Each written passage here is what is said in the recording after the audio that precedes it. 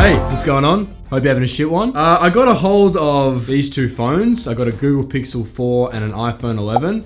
So I figured I'd put these phones head to head and we figure out which kind of camera is the best and what's probably better for you. Literally every single ad I ever see of a phone nowadays is all about its camera, about its megapixels and how many this and what frames per second and stuff. Like that is literally the reason why people buy phones nowadays. I did do a little bit of research on the price. I did find a Google Pixel 4, this is Australian dollars we're speaking, starting at $1,050, but I also saw a really dodgy eBay one for 800 bucks, but not to shit on eBay, but your website just has always just looked dodgy. I'm sorry. If I'm honest, eBay, you just look dodgy as fuck. Okay, I'm never buying electronics from eBay. Okay, and for a 64 gigabyte iPhone 11, it's about 1,200 bucks. So there's $150 worth of difference here. Let's get out on the streets and let's just see what these cameras can do. So obviously, as you know, the Google Pixel doesn't have a wide angle, whereas the iPhone 11 does. Just for the sake of this comparison, the whole time we're going to be shooting on the 26mm lens, or the normal lens that both comes with the camera. I know the Pixel has a telephoto lens, and this doesn't. You get the telephoto lens in the Pro series. Obviously, the telephoto is going to be better on the Pixel. So for the sake of the comparison, we're just going to be using the one lens, the normal lens that comes with both cameras.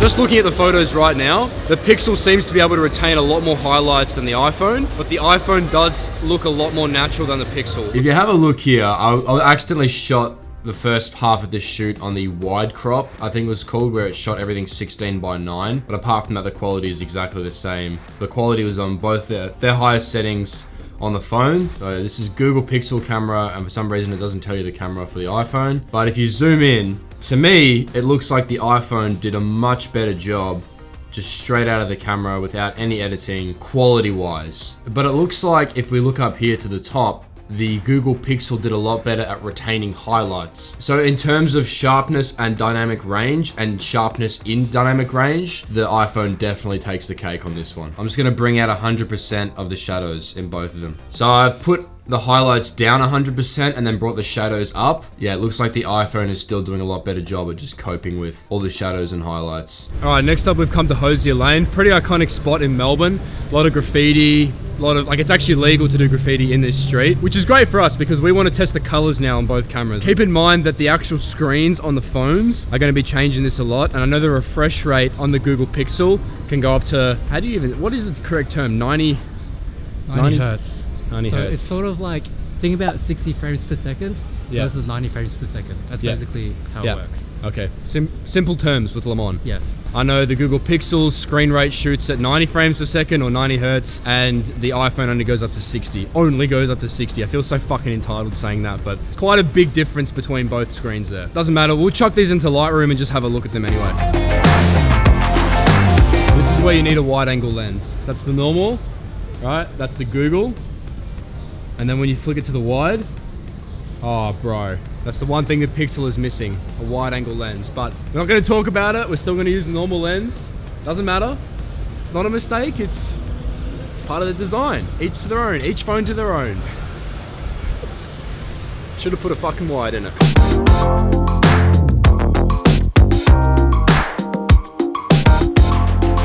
I think it's pretty good. I think it's pretty much even on both color and detail. But like when you take a picture on the Google Pixel and you look at the screen, comparing it to the iPhone, the Google screen is much better than the iPhone in my opinion. Like the colors are a lot more vibrant just on the screen.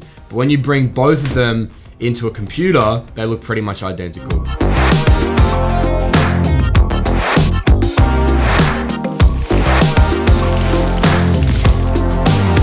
Found out that the iPhone 11, it shoots a burst mode of 10 frames a second. Swipe the little shutter button to the left, and then it's just gonna keep taking burst photos like this. If I just drag it across to the left, boom, I just took 20 shots just then. Then all I have to do is hit select, and then I can just go through every single one of those photos I just shot. But we're having a bit of a dilemma. We're trying to do some research right now to see how many photos a second the Google Pixel can take. Because I held down the shutter before, but it just went into a video mode. Why is this so difficult? Yeah, I don't know. You know what's so funny? Like, we used to own Androids before, and it was fine. But like, I swear, like moving to iPhone makes me dumber or something? Like, I can't figure this out. This shouldn't be this difficult.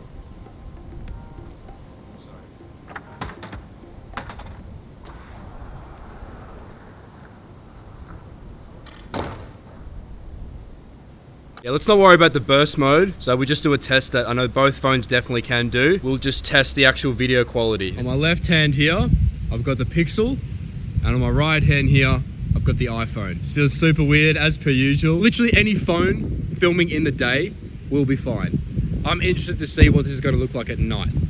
What do you think, Night Mike? Hey, what's going on? Night Mike here. Thanks for that, Day Mike. Yeah, I actually have no idea what I'm fucking looking at right now because, well, I can't see the screen. I guess you guys can be the judge of this one. This is pretty dark lighting. I know on my Sony right now, I'm at 8,000 ISO. I know most cameras will probably struggle right now. Even non-filming cameras will probably struggle right now. So it'd be interesting to see what 4K does on either one of these phones.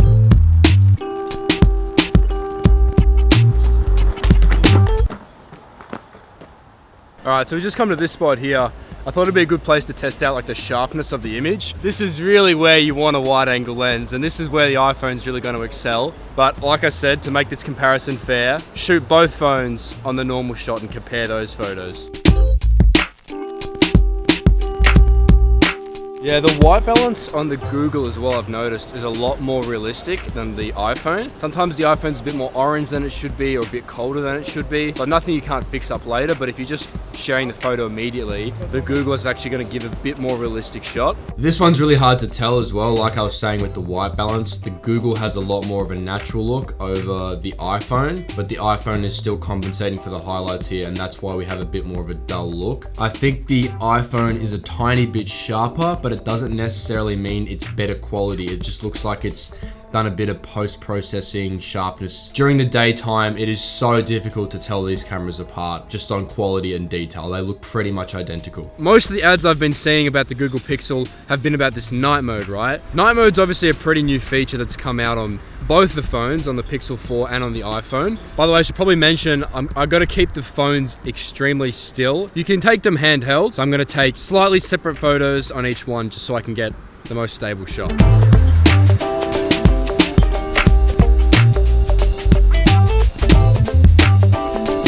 Pretty decent difference at night, to be honest. Wow.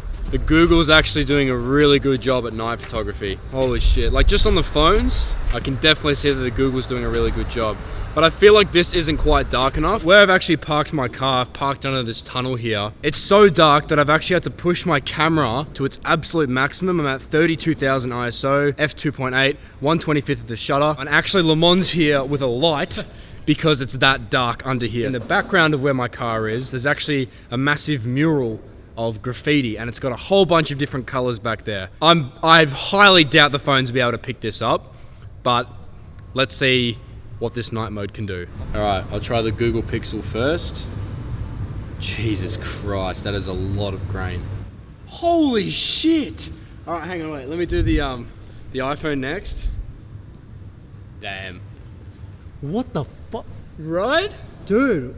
Like, I can't, like, it's pretty much, I can't even see any detail of the car. I know, it seems better than us. I literally can't see the back door of my car right now. I can only see, like, the front part, the front grille. Okay, so this is where I saw the biggest difference with the cameras. And I know both phones advertise their night modes or their night sight on the Google heaps. But when you zoom in, this is where you really start to see a difference in the Google over the iPhone. Even with actual noise in the sky here, the Google's done a lot better job at just retaining all the details. And even in the shadows across the buildings here and the colors of what you actually see, straight out of the camera, the Google has done a lot better job. Even both the cars here, just sitting here, there's slightly different images because I had to hold the cameras quite still. I thought I shot these on RAW, by the way. It says JPEG. That's interesting. Regardless, they're still doing a really good job. The iPhone's lost quite a bit of quality at night, whereas the Google, it's still keeping the colors and the detail and all the sharpness there. I took this one here as well of this building, and this was really dark when I shot this, so I wanted to see how much of the detail it got out of the train tracks and the building itself. But let's actually give them both an edit. I'm just gonna bring up the shadows here. Yeah, so even with the shadows up 100%, the Google is still doing a really remarkable job. It's not too much of a difference, not like a huge difference, but to me, using cameras for quite a long time, and my first ever phone being some weird Kmart branded bubble touch thing that had like a 4 megapixel camera on it. How far I've seen phones come is ridiculous. So for this kind of quality to be in either phone is pretty remarkable. Lastly, like I was saying, like in pitch darkness, like I couldn't even see any details of the back end of my car actually standing here in real life, and I couldn't even see any color in the back wall here. The fact that both of these cameras could pick up anything is nothing short of a miracle, and also amazing technology. This is where you really see quite a big difference between the iPhone and the Pixel. You can see that the Pixel's brought out a lot more color here, but it's also tried to noise reduce the picture quite drastically as well. So I think in terms of sharpness, the iPhone has done a lot better job. The iPhone's camera does a lot of post-processing sharpness, so it automatically does that for you once you take the shot. And the Google seems to do the opposite at night, so it seems to put more noise reduction in the image, which is actually the better phone. Now, obviously this comes down to you as an actual user. Personally, the iPhone still wins in my books because it works with all my devices, so I could never give up the iPhone. I could also never give up AirDrop, which isn't necessarily a camera thing, but it actually is very important for my work because obviously I'm a photographer, so I'm constantly every single day sharing files from my computer when I'm editing them to my phone.